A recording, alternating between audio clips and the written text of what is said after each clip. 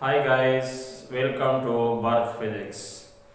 पिछले लेक्चर में हमने इंट्रोडक्शन के बारे में काफ़ी लेक्चर किए थे। आज का जो टॉपिक है वो भी इंट्रोडक्शन ऑफ फिजिक्स पे बेस है कि हमने इंट्रोडक्शन ऑफ फिजिक्स में ये कहा था the branch of science in which we study about matter energy in their mutual interaction. अब आइंस्टाइन के मुताबिक आइंस्टाइन का जो इक्वेशन है E = mc² कि हमारे पास एनर्जी मास में कन्वर्ट होता है और मास एनर्जी में कन्वर्ट होता है। तो हम ऐसे म्यूचुअल रिलेशन का मतलब ये है, म्यूचुअल इंटरेक्शन का मतलब भी यही है कि हम मास को एनर्जी में कन्वर्ट करें और एनर्जी को मास में कन्वर्ट करें। लेकिन हम मास को एनर्जी में किस तरह कन्वर्ट करते हैं उसके हमारे पास एग्जाम्पल क्या है, और एनर्जी को मास में किस तरह कन्वर्ट करें तो हमारे पास उसके क्या एग्जाम्पल है। जब सवाल पूछा जाता है ड्यूरिंग लेक्चर हमारे स्टूडेंट से कि हमारे साथ ऐसे कौन से एग्जाम्पल है जिसमें हम मास कन्वर्ट करते हैं एनर्जी में, तो डेली लाइफ में जो प्रोसेस होते हैं हमारे पास कि हम फूड खाते हैं वो एनर्जी में कन्वर्ट होते हैं, और इस तरह हम पेट्रोल किसी गाड़ी के अंदर डाल लेते हैं तो हमारे पास एनर्जी में कन्वर्ट हो जाते हैं। जब लेकिन उससे ये पूछा जाता है कि एनर्जी को मास में किस तरह कन्वर्ट किया जाता है तो उसके दिमाग में उसका आंसर नहीं होता। तो मेरे बच्चों, असल में हमारे पास मास को एनर्जी में कन्वर्ट करना और एनर्जी को मास में कन्वर्ट करना, इसके लिए एक बात जरूर आप याद रखें कि हमारे पास मैक्रोस्कोपिक लेवल पे हम नहीं लेते। अगर आपको इसको सही तरह से समझना है कि म्यूचुअल इंटरेक्शन का असल में मतलब क्या है तो आपको जाना पड़ेगा माइक्रोस्कोपिक लेवल, इसको हम फिजिक्स के लेवल पे बोलते हैं कि एटॉमिक लेवल पे आपको स्टडी करना होगा। तो उसके लिए हमने आपकी खिदमत में एक लेक्चर पेश कर रहा हूँ कि हमारे पास है एनर्जी एंड मास।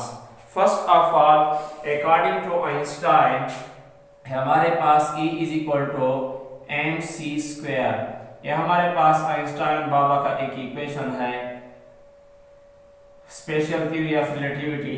यहाँ पर हमारे पास क्या है, A यह हमारे पास एनर्जी है और हमारे पास n जो है ये हमारे पास मास है, और C जो है यह हमारे पास है स्पीड ऑफ लाइट, जिसको हम C से रिप्रेजेंट करते हैं, और यह हमारे पास एक कांस्टेंट है। क्या है? कांस्टेंट, जिसको हम स्पीड ऑफ लाइट बोलते हैं, और इसका जो वैल्यू है यह हमारे पास है 3 × 10⁸ मीटर पर सेकेंड। अगर आपको इस एक्सपेंड किया जाए तो यह हमारे पास बन जाता है 30 करोड़ मीटर पर सेकेंड। यानी हमारा जो स्पीड है ऑफ लाइट का वो हमारे पास 30 करोड़ कवर करते हैं डिस्टेंस इन जस्ट 1 सेकंड में। तो ये हमारे पास तरीन चीज है। ठीक है, आज हमारा जो टॉपिक है introduction of physics energy and मास। तो हम एनर्जी को मास में कन्वर्ट करते हैं। जिस तरह आप यहाँ पर देख सकते हैं कि हम यहाँ पर एनर्जी को मास में और मास को एनर्जी में कन्वर्ट कर सकते हैं। ठीक है, तो आप सवाल ये पैदा होता है कि एनर्जी को मास में कन्वर्ट करते हैं तो उसका हमारे पास एटॉमिक लेवल पर उसका एग्जांपल क्या है। तो बच्चों, हमारे पास उसका एग्जांपल है पेयर प्रोडक्शन। पेयर हम बोलते हैं टू को, और प्रोडक्शन की मतलब है पैदा होना, यानी इसमें दो पैदा होते हैं, पैदा होना। अब ये पता नहीं है कि दो क्या चीज पैदा होते हैं, वो आप देख लेंगे इस प्रोसेस में। तो इसका डेफिनेशन हम किस तरह कर सकते हैं, such a process in which gamma radiation, या हम सिंपली बोल सकते हैं गामा रे फोटॉन, या हम लिख सकते हैं कि हमारे पास photon interact with a nuclei of an atom. हमारे पास जो न्यूक्लियस है ऑफ एटम उसके साथ बिल्कुल करीब उसको गुजार देते हैं, and produce particle and anti particle is called pair production.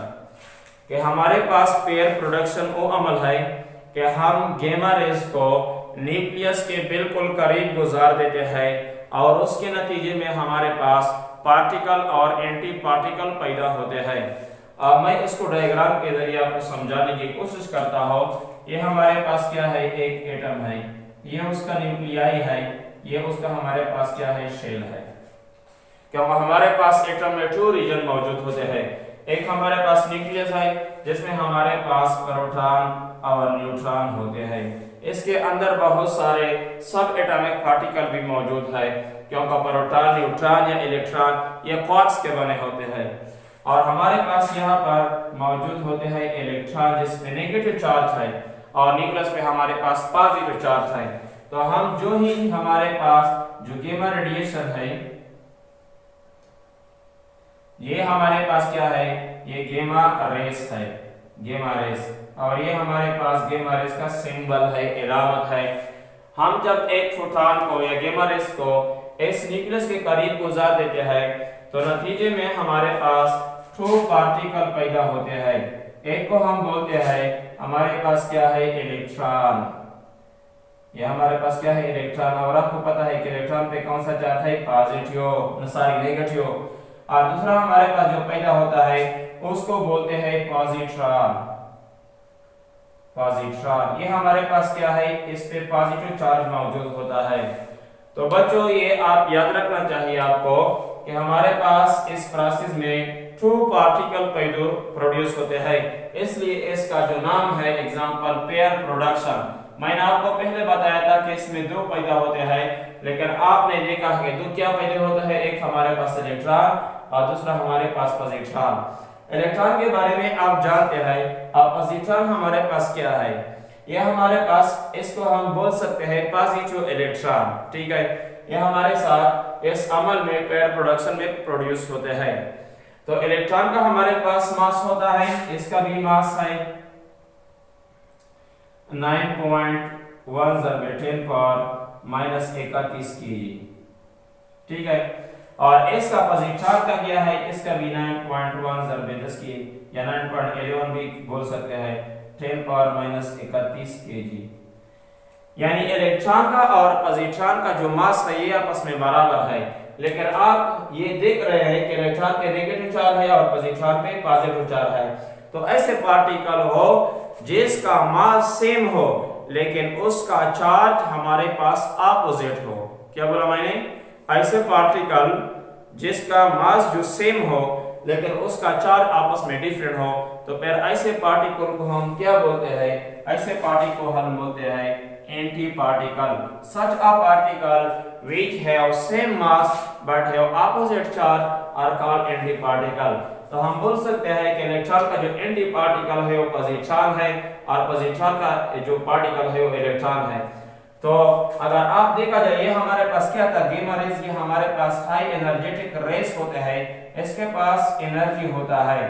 तो एनर्जी हमने कन्वर्ट किया कि इसका इलेक्ट्रॉन का भी मास है और पॉजिट्रॉन का भी मास है, तो हमने एनर्जी को मास में कन्वर्ट कर दिया, क्योंकि पार्टिकल का मास होता है और जो गैमा रेस है उसका मास नहीं है, उसके पास सिर्फ हाई एनर्जी होती है। तो हमारे पास एनर्जी मास में कन्वर्ट हो गया।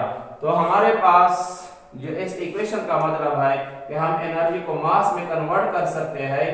अभी तक हम डेली लाइफ में एग्जांपल लेते थे, लेकिन दोस्तों और प्यारे बच्चों आपको इस बात को समझना है कि एनर्जी और को मास में कन्वर्ट करते हैं तो उसके लिए हम क्या एग्जांपल लेते हैं, पेयर प्रोडक्शन को।